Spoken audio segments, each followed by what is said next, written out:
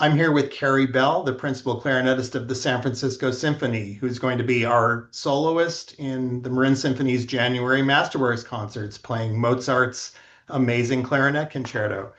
Carey, it's good to see you, Good to and see you, I Todd. thought we might start by giving our folks a little sense of what your career has looked like since coming to San Francisco. I know you had a life and a career that started before that, but we first met when you won the job in the San Francisco Opera Orchestra, and maybe you could tell folks about what life has been for you since then.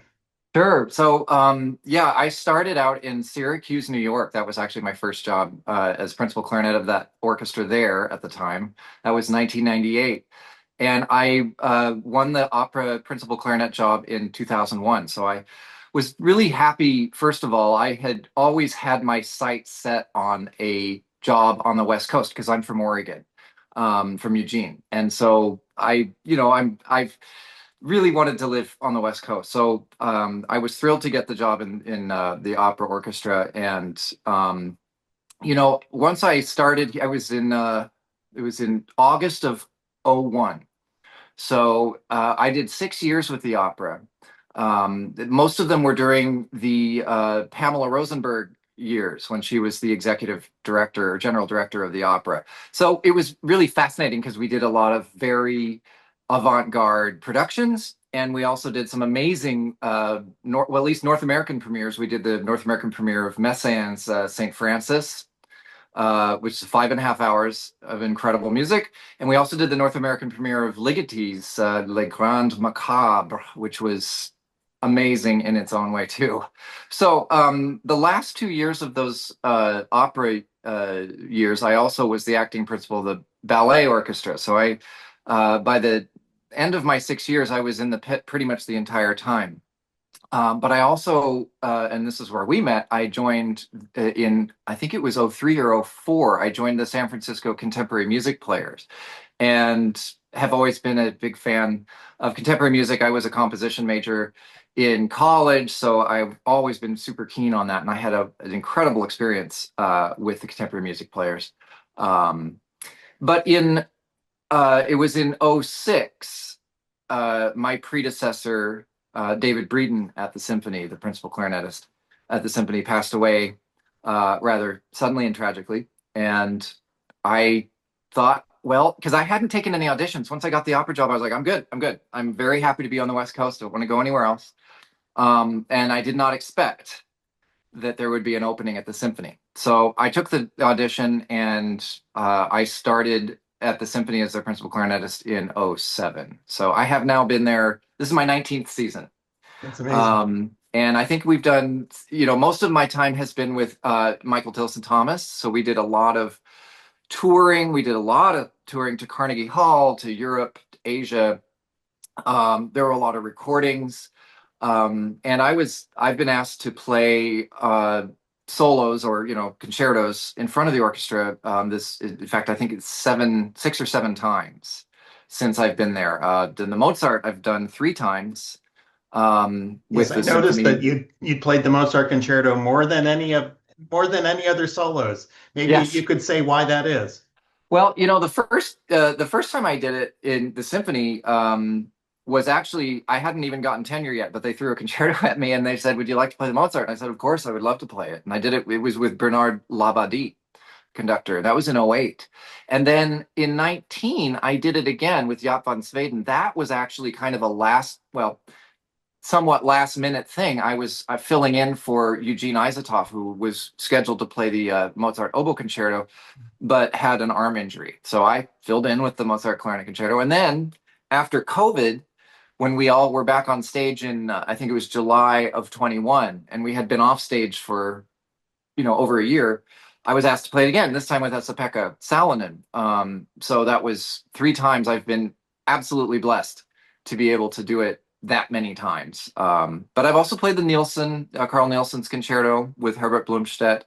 I did the Debussy Premier Rhapsody for clarinet and orchestra that with Michael Tilson Thomas, and I've also just recently did the West Coast premiere of Esa-Pekka Salinen's piece called Kinema, which is a piece for clarinet and strings that he wrote during COVID. So I've been a busy guy doing concertos with the symphony, but also, of course, my usual duties as principal clarinet.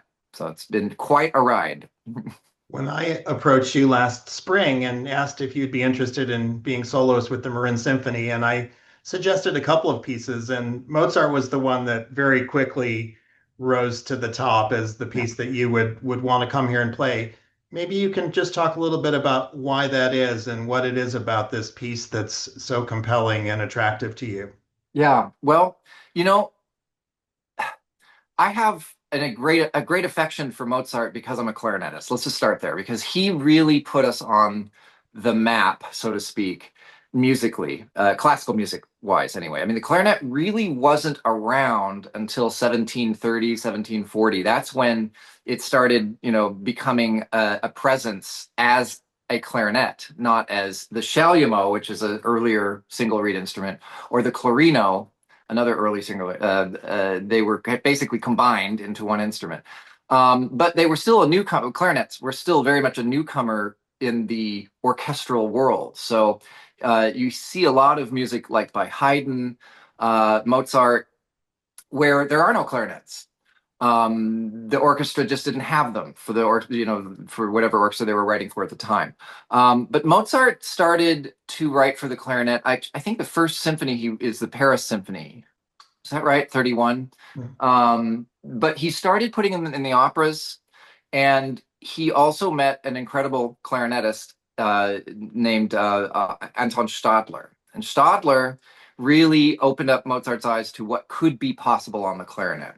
And so he not only wrote the amazing concerto, but he earlier has wrote us a beautiful quintet for clarinet and string quartet, which is also a pinnacle piece for us as clarinetists. But the Mozart Clarinet Concerto is the one that really established the clarinet as a solo instrument capable of being extremely engaging as a vocal instrument, more than I'd say more immediately vocal in some ways than the other woodwinds. And Mozart has already at this point, when he wrote the Clarinet Concerto, which is his last wind concerto, he had already written a couple of flute concertos. He'd written 4 horn concertos and a bassoon concerto.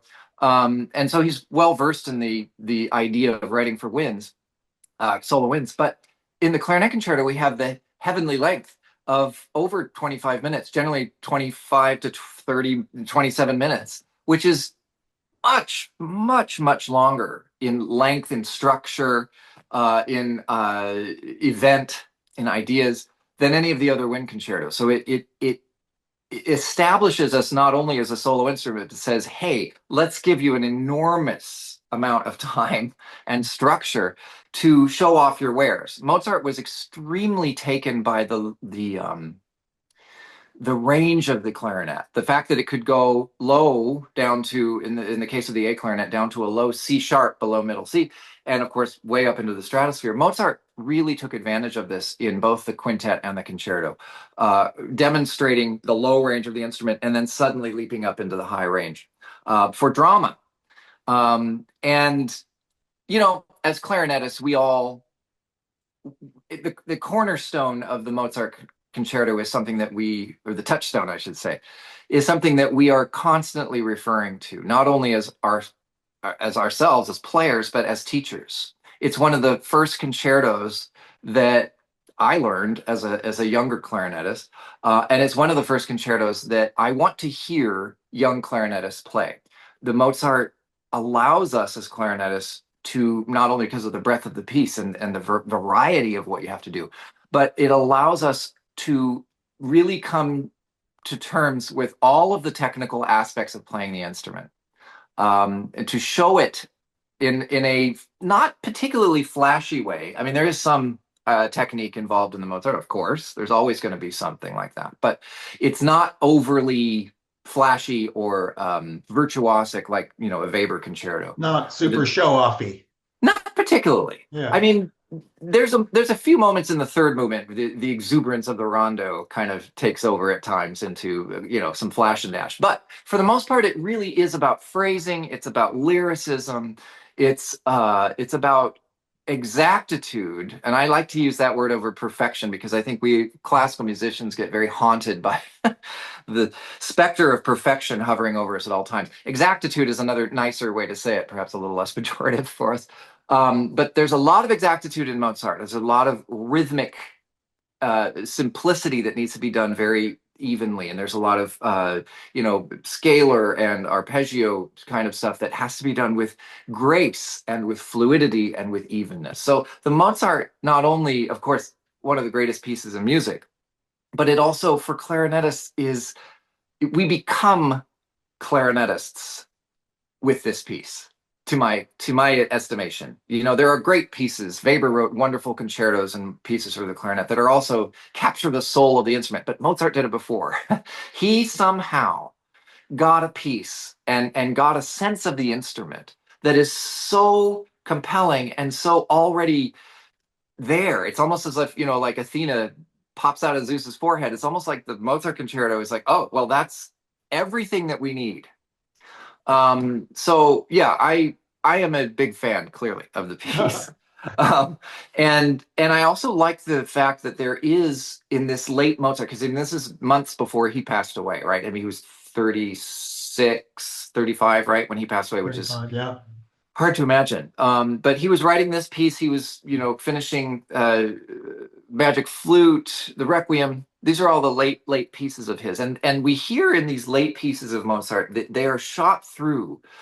Maybe they're in a major key, like the Mozart Clarinet Concerto is in A major, but almost immediately in the first movement, after you establish for the first paragraph a nice, happy, sunny key of A major, a little cloud of A minor comes in and really kind of disturbs events after that. And so I find that this wonderful kind of late Mozart layering of emotions. We get major, but there's minor involved in it. There's happy, there's sad, there's joyful, there's anxious.